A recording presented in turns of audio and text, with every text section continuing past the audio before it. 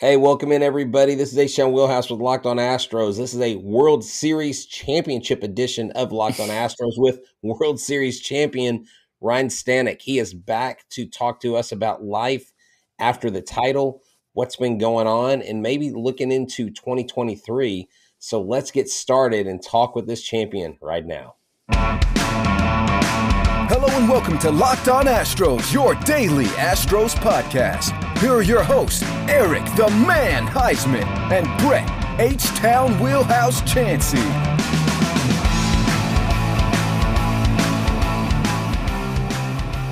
We are Locked on Houston Astros, and we hope that you join us for a daily Locked on Astros podcast. My name is Eric Heisman. You can find me on Twitter at Eric Talk Stros. Find the show at Locked on Astros, your team every day. Brett, where can I find you at? They can find me H-Town Wheelhouse on Twitter, Instagram, and TikTok. They can find me at Stros411 on Twitter, Instagram, and Facebook. Always positive, always Stros. Alrighty, we got a special guest today, Ryne Stanek, all the way from winning the World Series. I believe you're back in Tampa, is what I understand. And I'm sure you've had a fun off season, a lot of celebration, but it's probably good to just relax a little bit and get ready for 2023. So where can they find you on Twitter? Twitter, Instagram, both at @Stanek_55. Yeah, I'm both. All right. So, guys, thank you for making Locked on Astros podcast your first listen every day, whether it's on YouTube. Make sure you go ahead and subscribe to us and go and give us a big fat like, and go ahead and listen to the audio version on Apple, Spotify, Odyssey, wherever you listen to your podcast. Go and check us out. So I know that this was an awesome season. You finished with a 1.15 ERA. I know it's not about individual accomplishments, but what you did as a reliever had to be pretty impressive. What was your biggest highlight or your biggest memory from the 2022 season outside of winning the World Series? I mean, yeah, that's the thing one. But I don't know, like the pretty wild. Like obviously, like started off kind of just a month, and then we just played super consistent baseball from the favorite moment, dude. I don't know, man. Like the no hitter in New York was cool. Series was really tight. Yeah, I don't know, like the top two. Okay.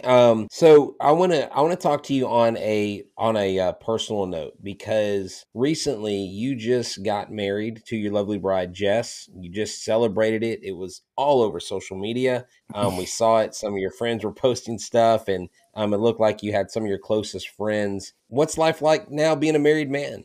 It's been fun. And like the funny thing is, we actually got married like officially, legally, because we had gotten engaged, and a whole COVID shenanigans going on.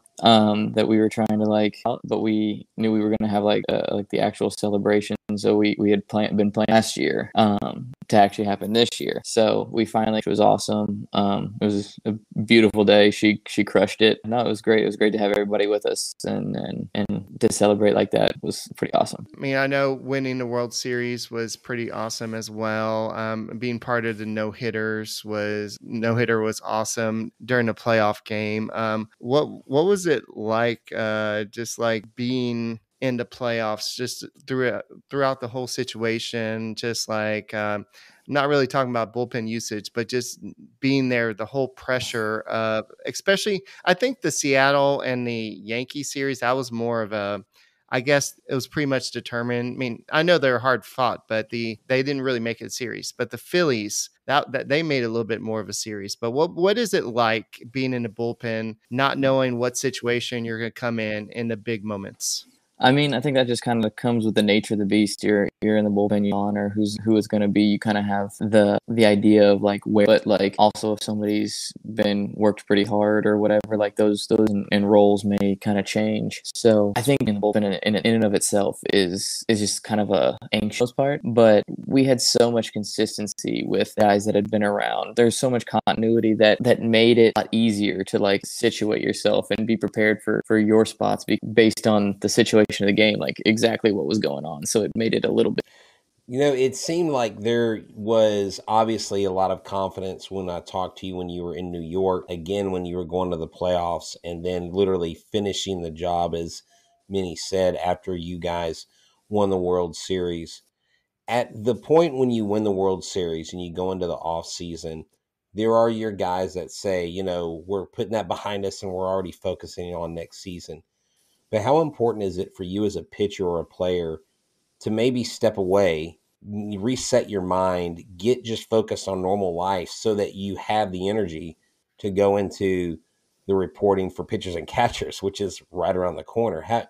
What do you do to get yourself leveled out? And of course, I know you've had some extracurricular, events that have been less than normal. That doesn't happen every off season for you, right? But what do you do? What does Ryne Stanek do to clear his mind? Oh man, honestly, just a lot of the times, like, I mean, obviously this year, the break that I usually get be kind of a potato and like be kind of a burden. It didn't really happen because the wedding, we had the parade, then the wedding, then the honeymoon. So it was like that was basically like usually take to kind of like put my body back together slowly and kind of like waste some like downtime. But with all that going on, you didn't really get to do that as much. Or so at this point, it's trying to take the recovery day, like the slower days, and just kind of like relax and chill and play some video games and just kind of soak in some for now, and then until the madhouse starts up again. Yeah, definitely.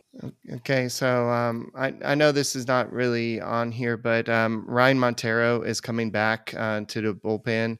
You're keeping pretty much most of the bullpen pieces back. I know you mentioned that having the core together. What does it mean to have a guy like Montero back after he stepped up along with you and a couple other guys last year? I mean, obviously, anytime you get to bring a guy that had such a good year back, you want to, and the success he had and what he had shown in the situation. I mean, he was our setup guy, and he closed for a while when Presley was like, he was just so steady for us all year. It's hard not to be excited to have a guy like that back, for one, because of the performance, and two, he's just a good dude. So it's always good to have around you. Yeah, that is good. And that's the consistency that I like that you guys have, the confidence that you have in each other. And you and I even spoke with that while y'all were in between series with the Mets and the Yankees in New York, just the camaraderie you guys have. And we're going to talk a little bit more about, looking into the 2023 season. And I know that a lot of people are already betting on the Houston Astros going back and repeating for another World Series title. And if you are into betting, if you want to bet to see, will the Texans get the number one overall pick and who will they go with? Or will the Rockets win 20 games this year? You can go to betonline.net to get all your sports wagering needs. That's right. You can get your amateur sports, your professional sports, whether it's MMA, boxing, golf, hockey, you name the sport World Cup, they have it there for you.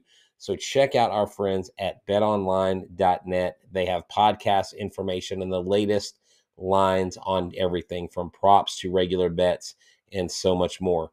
Check it out. Go to betonline.net. Use your mobile device or go to your computer today, and just know that BetOnline, it's where the game starts. All right, so I know that we had the postseason, and it was a great postseason. Everything happened great. So I wanted to ask you a little bit, now that you had some time to rest, when do you kind of get back into baseball mode again? I know you needed some time to kind of relax, but when do you start getting back into, okay, I need to start getting ready for spring training? It's already started too. Basically, since I got back from our honeymoon, I next day off, and then was in the gym the day after that, just kind of right back in the normal off-season prep. You just kind of get back normal as fast as possible because you don't have that much. Obviously, you play a full extra month, and you don't get done until November 5th. You're like, well, spring training is still mid-February, so like you got to be ready for that. So this gets really condensed really fast. So you got to basically recover quick and get back. You're ready to go for camp. This offseason going into 2023, the talk is, will the Astros be back in the World Series? And we know every major league team, every major league you're on, no matter who it is, whether it's the Pirates, the Marlins, the Orioles, or the Astros, everybody will say, our goal is to get to the World Series, right? How do you, going into this season, apply the pressure that's put on y'all, because you still pretty much have your same team? You've improved with Jose Abreu. You did lose Justin Verlander, but you still have a very solid starting core. You still have everyone in the bullpen. How do you measure the pressure of going into 23 and the expectations and staying within yourselves as players and just going out every day and playing baseball like it's another game? I mean, I think the best way to do that in another game. I mean, that's kind of what this team has been built on. It's like, yeah, the goal is to win a ring and do all that, but you don't win game one. You go out there and you play every day. You play good baseball every day, just because that's the job, that's the game, that's the process. Need to be like, our guys have been in these situations before, like, and then you come in with a short off season, you prepare to win again, and you just keep doing that. And there's a reason why that the success that's happened has been sustained, is because so many that are like leading the ship treat every day like it's a task to be. You get into every day and you try to win the day, and then you end up here, and most of the time you string a bunch together, like good things happen. So like, where the mentality is with the team, like, everybody's happy we won, obviously, but like, now is to try to win again.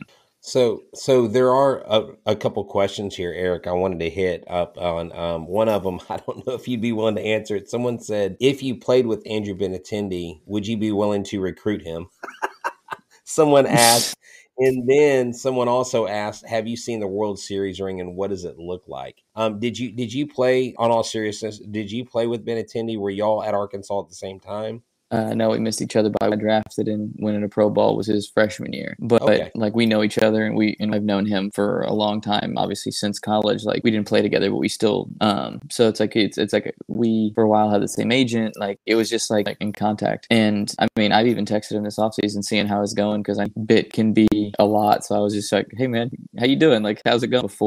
Before much had like really happened. So it was just kind of like, and but yeah, I mean, it's definitely something that I would bring up if you wanted to come. I'd speak very happy. It's been great for me, and it's been a blast to be here. Awesome. Oh, in the ring, and yeah, I have not seen the ring. No idea what it'll look like. I think that they want it to be a little bit more of a surprise for them, so they probably don't see them until they actually come out. So I wanted to ask you, I know this next season there's going to be a few rule changes, namely the shift is going away. Do you see yourself changing how you pitch because the shift is going away, or do you think that's not really going to affect your pitching style? I think for one, I think the shift being gone, a very minor thing, because every team that is going to look to see exactly where the limit to where they can shift is, move them as far as possible and still shift, but like within the new ring, more or less, that they did before. So I think it's been, and also I'm typically a fly ball guy anyway, so it can't really be shifted that much. So yeah, I mean, it's kind of whatever. So I think another question too is this new pickoff rule, where you have 2 pickoff attempts, and then on the third one, if you don't get it, the guy gets second or wherever he is. There's people talking about, well, gosh, once you get your 2 attempts, basically the runner could get like halfway off first base and halfway to second. Like, what are the discussions y'all are having as a pitching staff? Because that to me seems like a little bit more challenging rule, because you got larger bases, the pickoff rule. Is that just something you're like, I'll just deal with it when it comes? I mean, it's not something we've even talked about. Honestly, it's where it got brought up. I think it's a bit ridiculous to limit a baseball play, an actual thing to try to play baseball. You're taking it away from because they want more offense, and it's strictly because they want more offense. The bases are only, 2 total inches? Was it 3 total inches bigger?